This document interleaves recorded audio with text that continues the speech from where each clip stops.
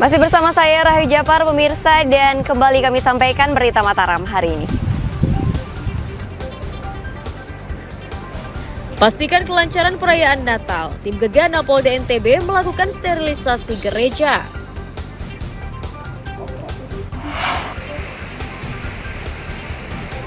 Berkedok menjadi wartawan, seorang pria asal Manado mencuri alat fotografi dan elektronik di pendopo Wali Kota Mataram.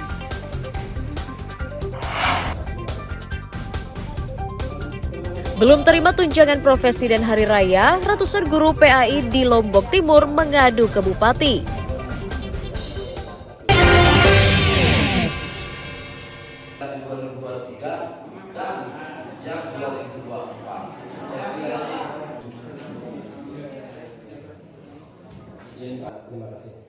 Ratusan guru pendidikan agama Islam PAI tingkat SD, SMP, dan SMA di Kabupaten Lombok Timur mendatangi kantor Bupati Lombok Timur untuk mengadukan nasib mereka. Kedatangan para guru untuk meminta pemerintah daerah memfasilitasi gaji profesi dan tunjangan hari raya mereka yang belum dicairkan oleh Kementerian Agama. Selain meminta klarifikasi kepada perwakilan Kementerian Agama setempat, mereka juga menuntut agar hak mereka segera dibayarkan. Para guru mengeluhkan lambatnya pembayaran gaji tunjangan profesi dan tunjangan hari raya yang tak kunjung cair sejak 2 tahun lalu. Masing-masing guru seharusnya menerima TPG dan THR mulai 3 hingga 5 juta rupiah sesuai golongan sertifikasinya. Harapan kami ya segera kami memberikan hak kami sebagaimana kepada teman-teman kami. Tidak ada yang lain. Kami harap keadilan saja. Kemudian jangan kami sebagai korban diskriminasi di saat kami sebagai penyuara garda terdepan di lapangan mengajak anak-anak didik kita jadi anak-anak yang baik dan jangan diskriminasi. Tadi itu kami sudah mendengar bahwa kebijakan regulasi ini sudah ada jelas, tinggal kan bapak-bapak kita dari memegang kebijakan hanya mengusulkan, itu aja. Menanggapi hal itu, Kemenak Lombok Timur berjanji akan mengusulkan nama guru PAI yang belum menerima gaji TPG dan THR ke pihak kementerian. Jadi kita di kabupaten itu tidak memiliki kebijakan apa-apa. Kalau ditanyakan itu ya tentu kita berbicara tentang aturan regulasi yang ada. Namakan seperti apa? Jadi ada PMA-nya, tapi PMA-nya nanti secara lengkap kalau mau ditanya itu nanti banyak.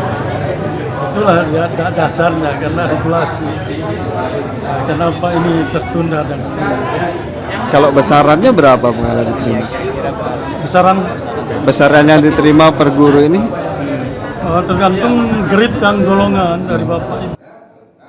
Para guru meminta Kemenak Lombok Timur serius menindaklanjuti keluhan mereka dan mengumumkan nama-nama guru yang diajukan secara terbuka agar tidak menjadi polemik berkepanjangan. Muhtadun melaporkan dari Kabupaten Lombok Timur.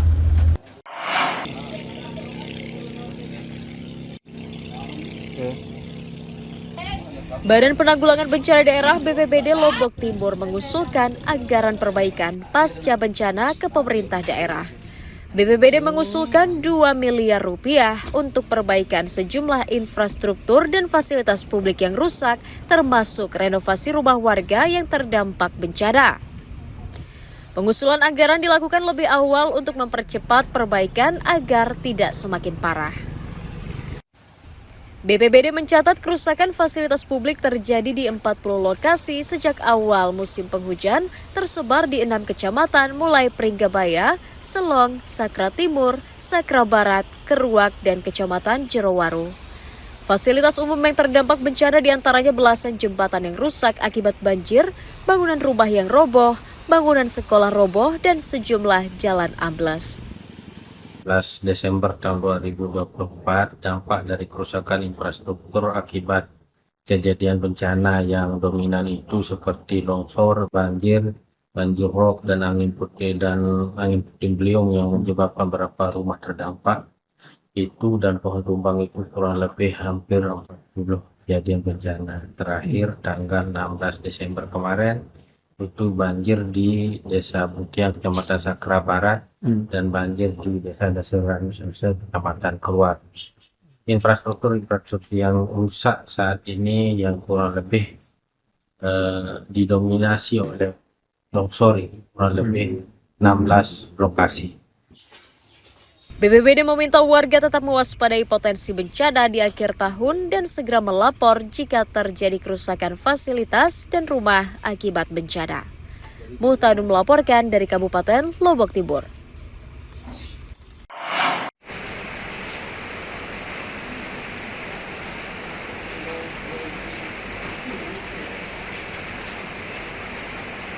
Pemuda bernama Taufik asal Manado, Sulawesi Utara diringkus Satuan Reserse Kriminal Polresta Mataram karena mencuri peralatan fotografi dan elektronik milik stasiun siaran radio pemerintah di Pendopo, Wali Kota. Langgar hukum apa kamu? Tersangka ditangkap saat sedang bersantai di teras Taman Udayana atas laporan petugas penjaga keamanan. Polisi menyita sebuah kamera foto, drone, 3 buah mic, tas ransel, dan sebuah obeng yang diduga digunakan membobol jendela sebagai barang bukti. Tersangka mencuri dengan mencongkel jendela ruangan tempat bersiaran dengan menggunakan obeng setelah sebelumnya mempelajari situasi di areal pendopo dengan menyamar menjadi wartawan. Tersangka juga diketahui merupakan residivis pencurian yang pernah berurusan dengan hukum di daerahnya. Kami temukan petunjuk terkait dengan ID card-nya. Jadi yang bersangkutan sering ikut kawan-kawan media masuk ke pendopo, melakukan wawancara, meliput kegiatan-kegiatan wali kota, dan pada saat itulah yang bersangkutan memperhatikan tempat yang bersangkutan untuk melakukan pencurian. Tersangka mengaku mencuri untuk ongkos pulang kampung. Di mana kamu nyuri kamera itu? Di Wali Kota, Pak. Pendopo Wali Kota ya. Bagaimana cara kamu masuk ke sana? Lewat jendela. Lewat jendela. Kamu apain jendelanya? Dicongkel dibuka. Dicongkel. Karena barang itu mau diapakan ya? Mau dijual. Iya, Pak. Jual untuk apa itu? Itu mau buat pulang, Pak. Pulang. Tinggal di mana tuh? Di Manado, Pak. Ada. Atas perbuatannya tersangka dijerat pasal 363 Undang-Undang KUHP tentang pencurian dengan pemberatan dengan ancaman hukuman pidana 7 tahun penjara. Awaludin dari Kota Mataram melaporkan.